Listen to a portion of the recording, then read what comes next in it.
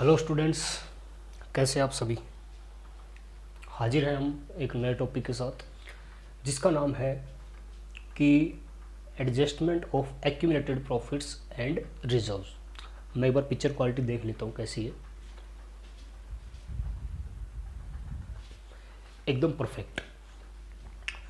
Goodwill का adjustment हमने सीख लिया है।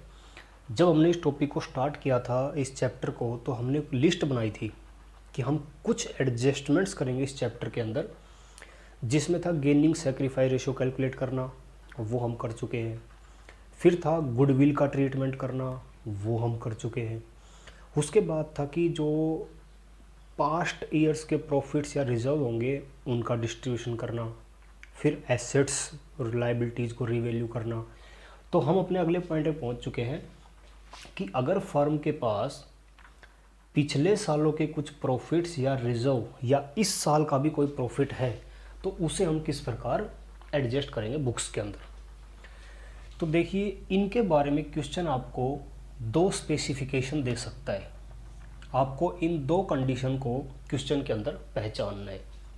पहली कंडीशन, अगर क्वेश्चन में लिखा है, क्या कह रहा हूँ मैं, लिखा है कि इन प्रॉफिट्स और लॉसेस या रिजर्व को, प्रॉफिट्स भी हो सकते हैं, लॉसेस भी हो सकते हैं, रिजर्व भी हो सकते हैं, इनको डिस्ट्रीब्यूट करना है, लिखा है। टू बी का मतलब होता है होना, कोई चीज बांटना है। इनको बांटना है पार्टनर्स के बीच में। या तो आपको क्वेश्चन के अंदर ये लाइन लिखी मिले, या ये आइटम्स तो क्वेश्चन के अंदर हैं लेकिन इनके बारे में कुछ भी नहीं लिखा कि करना क्या है, तो भी हम इसी कंडीशन का पार्ट लेंगे।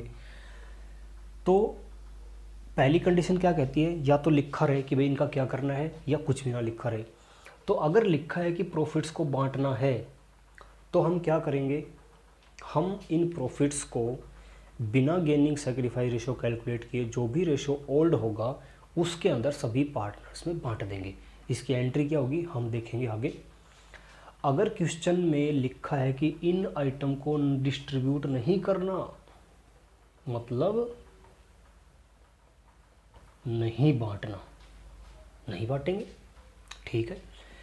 या फिर लिखा है कि पार्टनर्स ने डिसाइड किया कि वो इन आइटम के प्रभाव को दिखाना तो चाहते हैं लेकिन इनकी बुक वैल्यू को प्रभावित किए बिना, यानी इस लाइन का मतलब क्या हुआ कि पार्टनर्स चाहते हैं कि इनकी एडजस्टमेंट भी कर दें और इनकी जो वैल्यू क्वेश्चन में है वही वैल्यू हमारी अगली बैलेंस शीट में आए। लॉजिक क्या होता है कि जब भी प्रॉफिट्स या रिजर्व या लॉसेस जब बट जाते हैं, जब बट जाते हैं तो ये बैलेंस शीट में से क्या हो जाते हैं, ख़त्म हो जाते हैं, क्योंकि बट गए, पार्टनर्स ने आपस में बांट लिया, प्रॉफिट था अपनी जेब में डाल लिया, लॉस था फर्म को दे दिया, ख़त्म। लेकिन जब ये डिस्ट्रीब्यूट नहीं होते, लेकिन इनका इफेक्ट दिखाना जरूरी होता है, तो हम क्या करते हैं कि इनको तो बैलेंस शीट में दिखाएंगे एज इट इज़, और इनका जो इफेक्ट होगा, इफेक्ट का मतलब होता है कि जो पार्टनर्स के गेनिंग सेक्रीफाई रेशो आए हैं उसमें हम इनको बांट कर दिखा देंगे, जिससे इनकी जो बुक वैल्यू होती है ना वो तो एज इट इज़ बनी रहेगी, और जो भी प्रभाव होगा रेशो चेंज होने का वो हम गेनिंग सेक्रीफाइस के रेशो के थ्रू एडजस्ट कर देंगे। या फिर लिखा है कि पार्टनर्स डिसाइड करते हैं कि इनको एडजस्ट करना है। एडजस्ट वर्ड अलग होता है, डिस्ट्रीब्यूट वर्ड अलग होता है। जहाँ पर ये तीन कंडीशन आ जाए, तीनों में से कोई भी, ये एक ही का पार्ट है, इसी का पार्ट है सेकंड का, तो आपको भूल कर भी इन्हें डिस्ट्रीब्यूट नहीं करना है, आपको गेनिंग सेक्रीफाइस में इनको क्या करना है, एडजस्ट करना है। कैसे करेंगे देखिए, इतना नोट डाउन कर लो। तो मैं लेके चलता हूँ कंडीशन नंबर 1।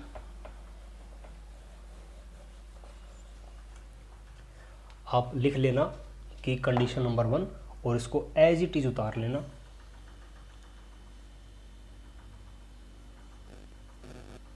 क्या करेंगे, इसको आप क्या करोगे कि इसको एज इट इज लिखेंगे दोबारा से 1, और ये लाइन लिख लेना केवल पहली वाली, और फिर लिखेंगे answer. Then these items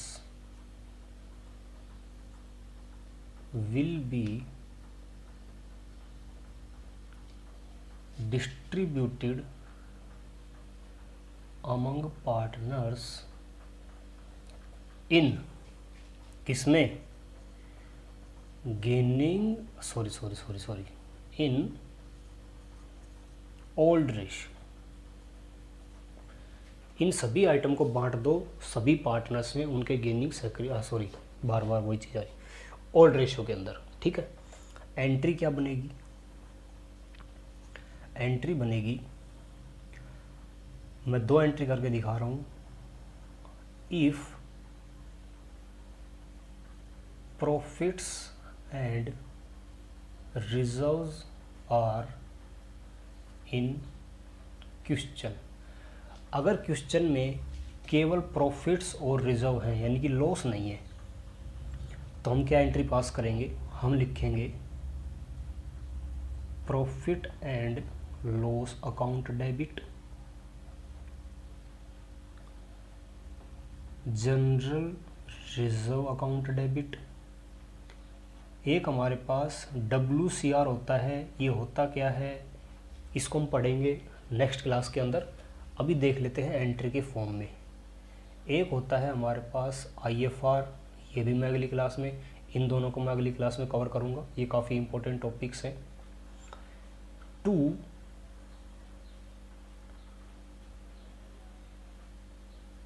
partners capital या करंट अकाउंट। देखो प्रॉफिट्स और जो हमने शुरू में कंडीशन पढ़ी थी पार्टनरशिप जब शुरू किया कि जब भी प्रॉफिट्स पार्टनर बांटेंगे तो वो हमेशा पार्टनर्स के कैपिटल में क्रेडिट होंगे, क्योंकि उससे कैपिटल क्या होती है? बढ़ती है। तो हमने क्या कर दिया? पार्टनर्स के करंट या कैपिटल अकाउंट को क्रेडिट कर दिया, तो ऑटोमेटिक ये आइटम क्या हो जाएंगे? डेबिट। तो आपको एक चीज़ सीखनी है, पार्टनर्स जब भी प्रॉफिट कमाएंगे यानी जब भी उनका प्रॉफिट में हिस्सा बढ़ेगा, जब भी उनकी पॉकेट में पैसा आएगा, क्रेडिट कर दो। जब भी ये लगे कि लॉस हुआ है, पार्टनर से रिकवरी होगी, डेबिट कर दो। तो ये हो जाएगी यहाँ पर being profits and reserve distributed in old PSR। जो भी ओल्ड रेशियो होगा उसमें ये एंट्री पास हो जाएगी। कब? अगर प्रॉफिट्स और रिजर्व है तब। इतना नोट डाउन करिए। डस्टर का हो गया, ठीक है जी, मैं हटा रहा हूँ इसको।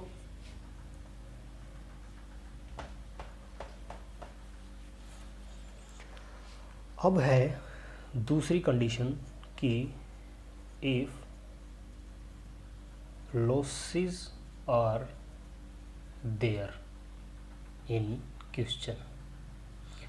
क्वेश्चन में कॉम्बिनेशन भी हो सकता है, प्रॉफिट्स लॉसेस दोनों भी हो सकते हैं या अलग अलग हो सकते हैं, तो दोनों ही पार्ट में करवा रहा हूँ आपको। तो हम एंट्री क्या पास करेंगे? देखो लॉसेस आ गया, तो लॉसेस से पार्टनर्स की कैपिटल कम होती है, तो पार्टनर कैपिटल क्या हो जाएंगे? डेबिट। हम लिखेंगे पार्टनर्स कैपिटल या करंट अकाउंट डेबिट। लॉसेस कितने प्रकार के होते हैं देखिए, या तो हो सकता है profit and loss account, profit and loss में। एक और होता है advertisement suspense account, advertisement suspense account. अब इसको पूरा भी लिख सकते हैं एडवर्टीजमेंट सस्पेंस अकाउंट। फिर होता है हमारा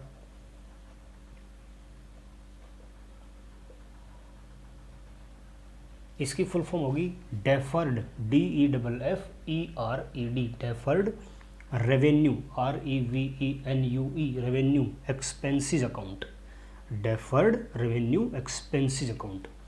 ये 3 प्रकार के लॉस होते हैं जो कि क्वेश्चन में आपको दिख सकते हैं, पहचान लेना है नाम से। Clear?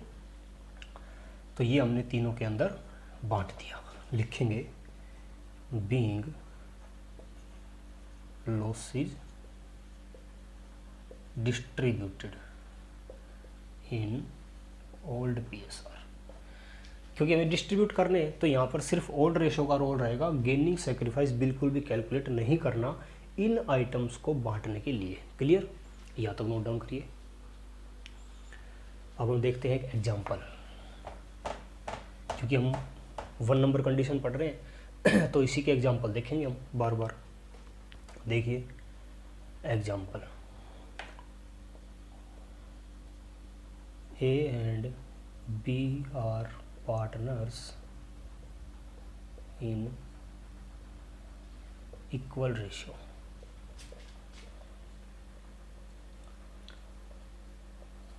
They decided to share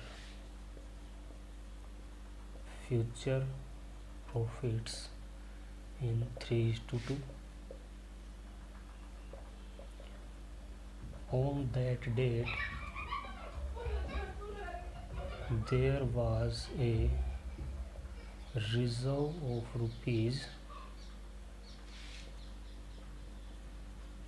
10,000 and profit and loss account balance, और ब्रैकेट में लिखा है credit of rupees 20,000। Give entries. देखो ओल्ड रेशियो है, नया रेशियो है। उस दिन हमारे पास रिजर्व था और प्रॉफिट था। जब भी प्रॉफिट एंड लॉस अकाउंट के ब्रैकेट में क्रेडिट वर्ड आ जाए, ध्यान से सुनना, अगर क्रेडिट वर्ड आ जाए या केवल ऐसा लिखा जाए प्रॉफिट एंड लॉस अकाउंट, पता ही नहीं चल पा रहा हमें कि डेबिट है कि क्रेडिट है, तो हमेशा उसे क्या मानना है? प्रॉफिट मानना है। एंट्री दीजिए, गिव एंट्रीज। अब कहीं नहीं बता रखा कि भाई क्या करना है इनका, तो हमने कहा था या तो ये कह दे बांटने हैं या कुछ ना कहे, तो हमेशा क्या करना है? बांटना है। तो देखो हम क्या करेंगे, आंसर जो भी प्रॉफिट्स होंगे वो डेबिट हो जाएंगे, सारे पार्टनर्स क्रेडिट हो जाएंगे। तो पहले मुझे लेना है reserve account, reserve account debit, profit and loss account debit, क्योंकि दोनों प्रॉफिट्स के आइटम है इसलिए डेबिट हो जाएंगे। ये रिजर्व है मेरे पास 10,000 का, P&L है मेरे पास 20,000 का, और अब मैं इन्हें दोनों पार्टनर्स, 2 है तो 2 में, 3 है तो 3 में बांट देना, टू बीज कैपिटल अकाउंट। अब देखो कितना पैसा हमें बांटना है? 30,000। तो सबसे पहले आप ये देखना कि पैसा बांटना है। अब 30,000 को 2 पार्टनर्स में आधा आधा बांटना है, तो कितना कितना इससे आएगा? 15,000 और 15,000। ठीक है, लिखेंगे paying profit and loss and reserve distributed. ठीक है, इसको नोट डाउन करिए, मैं देखता हूँ एक बार, एक मिनट।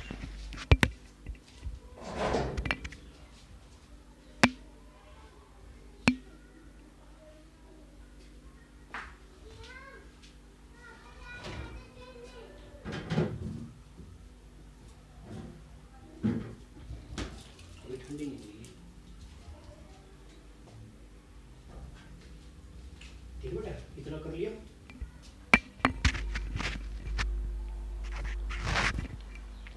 इतना क्लियर है? इसको मैं इरेज कर रहा हूँ, उतार लीजिए। देखो टोटल कितना है? 30 को बांट रहे हैं ना, तो 30 हो गया 15 15, आधा आधा। ओल्ड रेशियो यूज में लेना है हमेशा।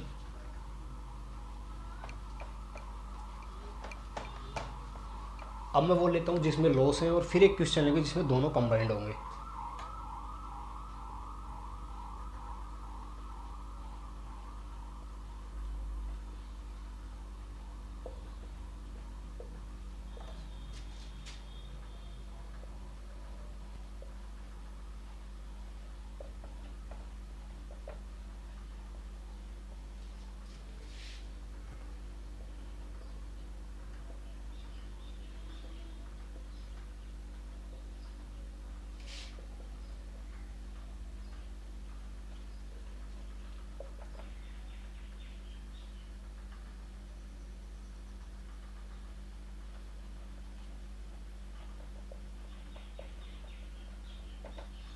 उस दिन फॉलोइंग अकाउंट्स में क्या क्या बैलेंस थे? देखिए,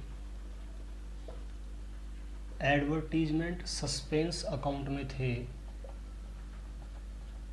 30,000, डेफर्ड रेवेन्यू एक्सपेंस अकाउंट में थे 10,000, profit and loss account debit ₹5,000। ये बैलेंस थे। Give entry for distributing these items. Question ने स्पष्टली कह दिया डिस्ट्रीब्यूट करने की एंट्री दीजिए। डिस्ट्रीब्यूट मतलब बांट के दिखाना है भाई। अब बांट के दिखाएंगे तो देखिए हमने क्या कहा था, ये तीनों आइटम लॉस के होते हैं। अगर प्रॉफिट एंड लॉस अकाउंट के ब्रैकेट में डेबिट लिखा मिल जाए, अगर प्रॉफिट एंड लॉस अकाउंट के ब्रैकेट में या उसके साथ डेबिट वर्ड दिख जाए तब तो लॉस होगा, अदरवाइज हर कंडीशन में क्या होगा, प्रॉफिट होगा। तो देखिए आंसर क्या होगा। लॉस बांटने के लिए पार्टनर्स को क्या करना पड़ेगा, debit. A's capital account debit. Current account word तब यूज करना है जब क्वेश्चन में कैपिटल्स भी हों और फिक्स्ड वर्ड भी हो, otherwise capital account. These capital account debit, ठीक है। और क्या क्या बांटना है, advertisement suspense account,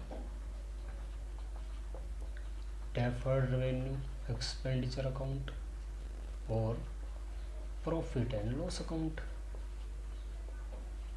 being loss distributed in old ratio. अच्छा जी, बांटने जो आइटम है पहले उनकी अमाउंट लिखते हैं ना, फिर तो पता चलेगा ना कि इससे कितना आया। ये था 30, ये था 20, 20 में 10, ठीक है, और ये था 5। अब बताओ कुल मिला के कितने पैसे बांटने हैं, 30, 10, 40 और 5 45। 45 का लॉस है टोटल। अब 45,000 को 3:2 में बांटना है, तो मैं कहूँगा कि भाई 45,000 का 3/5, क्योंकि ऐसे क्वेश्चन में रेशो कौन से लेने हैं, हमेशा ओल्ड वाले। और बी को मिलेगा इस 45,000 का 2/5, तो ये 9 पे कटेगा, 9 तिया 27 और ये हो जाएगा 18। ए के हिस्से में लॉस आता है 27, बी के हिस्से में लॉस आता है 18, ठीक है। इसको नोट डाउन करिए, चलते हैं आगे।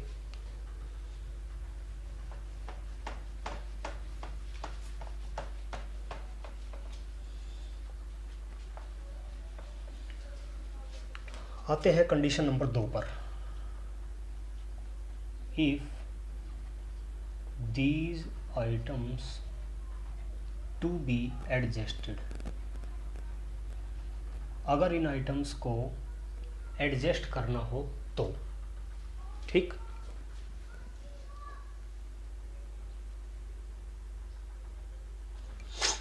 देखिए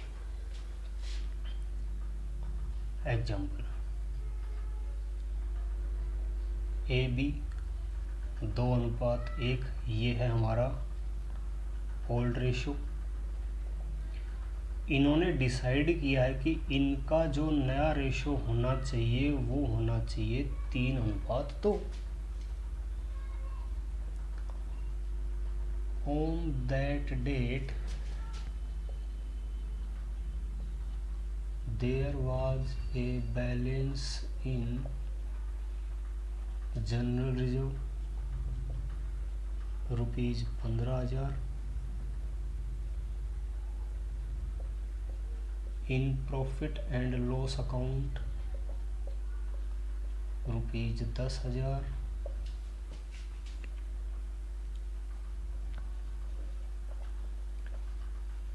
एडवर्टीजमेंट सस्पेंस अकाउंट ₹5,000।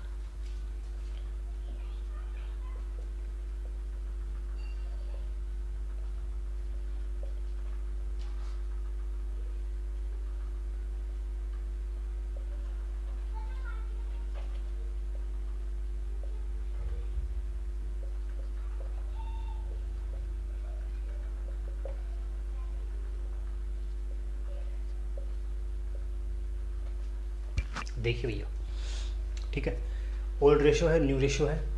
उस डेट पर बैलेंस था जनरल जो में इतना, P&L डेबिट, लॉस होगा। एडवर्टीजमेंट सस्पेंस ऑलरेडी लॉस होता है। पार्टनर्स ने डिसाइड किया कि हम एक सिंगल एडजस्टमेंट एंट्री पास करना चाहते हैं। एडजस्टमेंट का वर्ड आते ही समझ जाना कि गेनिंग सेक्रीफाइस रेशो होगा, उसमें ये डिस्ट्रीब्यूट होंगे, ना कि ओल्ड रेशो में। तो सबसे पहले हमारा काम क्या रहेगा आंसर में, गेनिंग या सेक्रीफाइस रेशो कैलकुलेट करना। और ये रेशो हम कैलकुलेट करेंगे तो हम फॉर्मूला हमेशा कौन सा लगाएंगे, सेक्रीफाइस ओल्ड माइनस न्यू। ए का ओल्ड कितना है 2/3, न्यू कितना है 3/5। देखो 2 और 1 3 होते हैं, 3 और 2 5 होते हैं। तो नीचे तो आता है टोटल हमेशा, और ऊपर आता है उस पार्टनर का पर्टिकुलर हिस्सा। तो ये इनका एलसीएम कितना आएगा, 5 तिया 15, 3 को इससे काटा तो 5 पे कटा, 5 को 2 से मल्टीप्लाई किया तो 10, 5 को 15 से काटा तो 3, 3 को किया तो 9, 1/15 प्लस का है सेक्रीफाइस कहलाएगा। और अभी लिख दो इसके ब्रैकेट में क्रेडिट कि ये पार्टनर क्रेडिट होगा। बी का ओल्ड है 1/3 और न्यू है 2/5। वही 5 तिया 15 एलसीएम, 3 को काटा 5 पे गया, 5 तिया 15, 3 दूनी 6, माइनस 1/15। तो माइनस आ गया तो क्या होगा गेन, और गेन करने वाला डेबिट होगा। अब इसमें हिस्सा निकाल लेते हैं। अब देखना कि जब इन आइटम्स को डिस्ट्रीब्यूट करना हो, जब इस आइटम को डिस्ट्रीब्यूट करना हो तो हम क्या करेंगे, हम इन सब की एक नेट अमाउंट निकालेंगे, क्योंकि हमें एंट्री एक पास करनी है। तो आप देखना कि कितने आइटम प्रॉफिट के हैं, कितने आइटम लॉस के हैं, सभी का नेट बैलेंस निकालो। प्रॉफिट्स को जोड़ लो, लॉसेस के आइटम्स को हटा दो, और जो नेट फिगर बचेगी उससे एंट्री पास कर दो। तो हम कहेंगे यहाँ पर total amount to be adjusted, कितनी अमाउंट एडजस्ट करनी है इसका हमें पता होना चाहिए। तो हम कहेंगे कि जनरल रिजर्व कितना है 10,000, डेफर्ड एडवर्टीजमेंट सस्पेंस अकाउंट कितना है 5। चूंकि ये क्या है लॉस का आइटम है इसलिए इसको हटाना पड़ेगा। जब भी प्रॉफिट और लॉस के आइटम आ जाते हैं तो हमें क्या करना पड़ता है, लॉसेज को हटा के प्रॉफिट को ऐड करना पड़ता है। अच्छा ये रह गया प्रॉफिट एंड लॉस, और लो प्रॉफिट एंड लॉस डेबिट, ये भी लॉस का आइटम है कितना 10,000। अब देखिए नेट अमाउंट कितनी आएगी हमारी, 10 और 5 15 माइनस के 10 प्लस के, तो 5,000 माइनस के आ गए, यानी कि हमें 5,000 को एडजस्ट करना है। ओहो ये बेटा 15 था, लेकिन 15 तो हम ले ही नहीं सकते क्योंकि 15 माइनस 15 प्लस, तो इसको ना आप उतारते टाइम, अभी तो उतार नहीं होगा आपने, इसको 25 कर लेना। तो मैं इसको यहाँ लिख देता हूँ 25, ठीक। देखो मैंने केवल इसको चेंज किया 25 में से 10 ही हटा दिया, 5 ही हटा दिया, 10 और 5 15, 15 हटा दिया, तो नेट फिगर बची हमारी 10,000 प्लस की। इसको डिस्ट्रीब्यूट करना है इन रेशो के अंदर, तो मैं लिखूंगा एज शेयर इस 10,000 में। यहाँ पर सिर्फ ध्यान रखना कि जो डिस्ट्रीब्यूट होगा वो सेक्रीफाइस गेनिंग के अंदर होगा, 1/15, बी का भी 1/15। तो ये कटेगा हमारा 15 छिक 90, बच गई 10, 15 छिक 90 बच गई 10, 15 छिक 90 पॉइंट 6 पे जाएगा ये 6।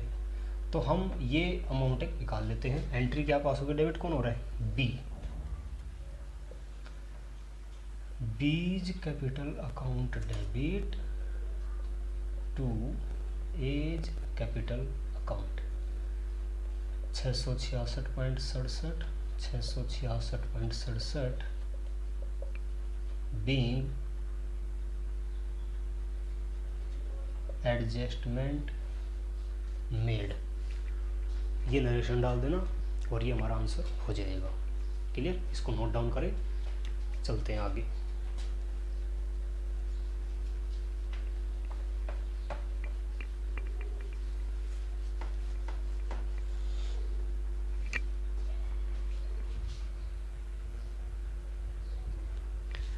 ठीक है। अब देखिए लास्ट एडजस्टमेंट कर लेते हैं। एडजस्टमेंट तो यही है, इसका एक क्वेश्चन ऐसा करते हैं जिसके अंदर कुछ आइटम डिस्ट्रीब्यूट हो रहे होते हैं, कुछ एडजस्ट हो रहे होते हैं। तो क्या करें, कंबाइंड क्वेश्चन आ जाए जिसमें कुछ आइटम को तो ओल्ड रेशियो में बांटना पड़ जाए, कुछ को एडजस्ट करना पड़ जाए। तो ध्यान रखना, पहले एक नोट डाल लेना, गुडविल जिसको न्यू भी कहते हैं, वैल्यूड भी कहते हैं, goodwill valued always be adjusted whether condition number 1 और 2। देखो गुडविल जब भी आएगी क्वेश्चन के अंदर, चाहे कंडीशन नंबर 1 गिवन हो हमें क्वेश्चन में, चाहे कंडीशन नंबर 2 गिवन हो, गुडविल हमेशा एडजस्ट होगी, ये ध्यान रखना। अगर क्वेश्चन ये कह देता है कि गुडविल क्वेश्चन में इतनी है, प्रॉफिट्स इतने हैं, रिजर्व इतने हैं, पार्टनर्स इन्हें डिस्ट्रीब्यूट करना चाहते हैं, इसका मतलब जो प्रॉफिट्स और रिजर्व हैं उनको तो डिस्ट्रीब्यूट कर दो आप, और जो गुडविल है ना, गुडविल उसको आप गेनिंग सेक्रीफाइस में ही क्या करोगे, एडजस्ट करोगे। देखिए एक ऐसा क्वेश्चन हम देखते हैं, example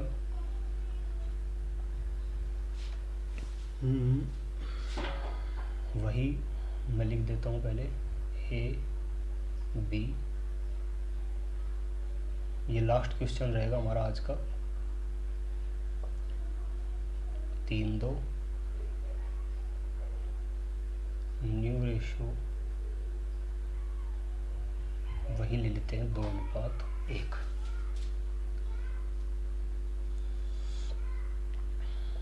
on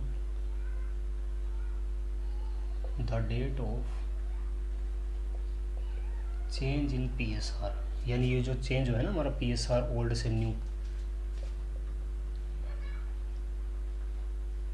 their was a balance of ₹80,000 in profit and loss account,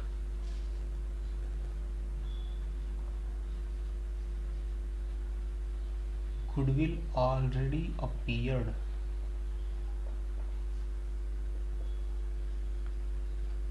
in the books ₹40,000, goodwill valued ₹45,000,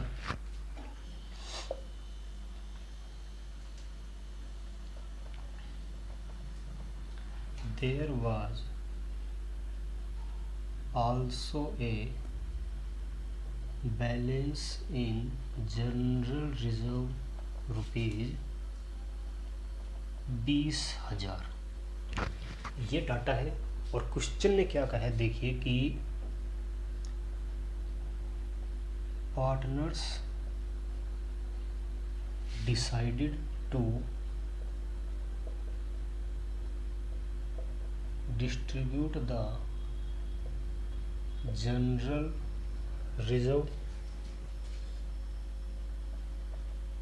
but not the profit and loss account balance।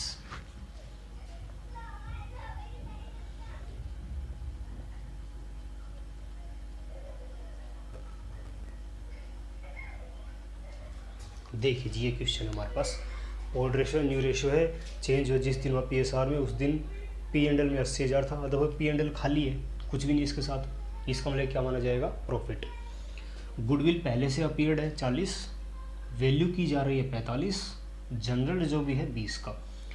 Partners ने कहा है कि वो जनरल रिजर्व को तो डिस्ट्रीब्यूट करना चाहते हैं लेकिन प्रॉफिट एंड लॉस को डिस्ट्रीब्यूट करना नहीं चाहते, यानी जनरल रिजर्व की तो एंट्री पास होगी किसमें, ओल्ड रेशियो में, जिसको डिस्ट्रीब्यूट करने के लिए बोल दे ओल्ड रेशियो यूज करना। P&L को डिस्ट्रीब्यूट नहीं करना चाहते, यानी P&L क्या होगा, एडजस्ट होगा। दो आइटम का पता चल गया हमें, ये बटेगा ये एडजस्ट होगा। रही बात गुडविल की, ओल्ड गुडविल हमेशा राइट ऑफ होगी, ये दो बातें हमेशा याद रखना। ओल्ड गुडविल हमेशा राइट ऑफ हो जाएगी ओल्ड रेशो के अंदर, न्यू गुडविल हमेशा एडजस्ट होगी गेनिंग सेक्रीफाइस के अंदर। अब देखो गुडविल तो एडजस्ट होगी ही होगी, क्वेश्चन में से एक आध फिगर और हमें मिल जाती हैं जो कि एडजस्ट होती हैं। देखो यहाँ पर जो गुडविल वैल्यूड है उसको तो एडजस्ट करना है गेनिंग सेक्रीफाइस में, साथ ही साथ जिस आइटम को हमें डिस्ट्रीब्यूट नहीं करना पी एंड एल रिजर्व के आइटम में से उसको भी डिस्ट्रीब्यूट करना है। यानी अब हमारे पास डिस्ट्रीब्यूटेबल आइटम कितने हो गए, 45 और 80, इन दोनों को तो करना है एडजस्ट और डिस्ट्रीब्यूट करना है रिजर्व को, और गुडविल जो है ये ओल्ड रेशो में ख़त्म हो जाती है। तो देखिए यहाँ पर एंट्रीज का सीक्वेंस, तो सबसे पहले हम वो एंट्री पास कर देते हैं जिनके लिए हमें किसी प्रकार की गेनिंग सेक्रीफाइस नहीं चाहिए। सबसे पहले ओल्ड गुडविल है, ऑलरेडी अपेयर्ड गुडविल ओल्ड होती है और ओल्ड गुडविल से पार्टनर्स की कैपिटल कम होती है, तो हम लिखेंगे A's capital account debit, B's capital account debit to goodwill. हम सारे आइटम की अलग अलग एंट्री पास करेंगे। ओल्ड गुडविल कितनी है, 40। ओल्ड रेशो लो उसके लिए 3 और 2 5, 5 को 40 से डिवाइड करेंगे तो 8 पे कटेगा, 8 दिए 24, 24,000 एक के हिस्से में आएगा और 8 दूनी 16 इसके हिस्से में आएगा, यानी कि 40,000 का 3 5 और 40,000 का 2 5। बेटा अंदर से भी आओ, अंदर भी तो पानी रखा है, चलो डिस्टर्ब मत क्या करो, बार बार बंद करो इसको, बच्चे आ जाते हैं बार बार बीच में ना। तो देखो हमने क्या किया, ओल्ड गुडविल को ओल्ड रेशो में रिटर्न ऑफ कर दिया पार्टनर्स को डेबिट करके, क्योंकि ओल्ड गुडविल जब खत्म होती है तो पार्टनर्स की कैपिटल को रिड्यूस करती है, खत्म। नरेशन क्या लिखेंगे, being old goodwill written off. Next entry, अब जो चीज़ हमें डिस्ट्रीब्यूट करनी है जनरल रिजर्व उसकी एंट्री पास कर दो, यही कर देता हूँ। जनरल रिजर्व चूँकि प्रॉफिट है, general reserve account debit to A's capital to B's capital. General reserve हमारा है 20,000 का, 20,000 को 3:2 में 5, 4 4 दिए 12 और 4 दूनी 8। जनरल रिजर्व डिस्ट्रीब्यूटेड इन 3:2, 3:2 में हमने इसको बांट दिया। ये हमारे वो आइटम हो गए जो कि डिस्ट्रीब्यूटेबल थे, ठीक है। अब इनको एडजस्ट करना है, हम लिखेंगे total adjustable amount is equal to, एक तो goodwill valued plus profit and loss. अब देखो प्रॉफिट एंड लॉस चूँकि प्रॉफिट का आइटम है इसलिए जुड़ जाएगा, लॉस होता तो घट जाता। ये हो जाएगा हमारा गुडविल है भैया 45,000 की और प्रॉफिट एंड लॉस है 80 का, 1,25,000।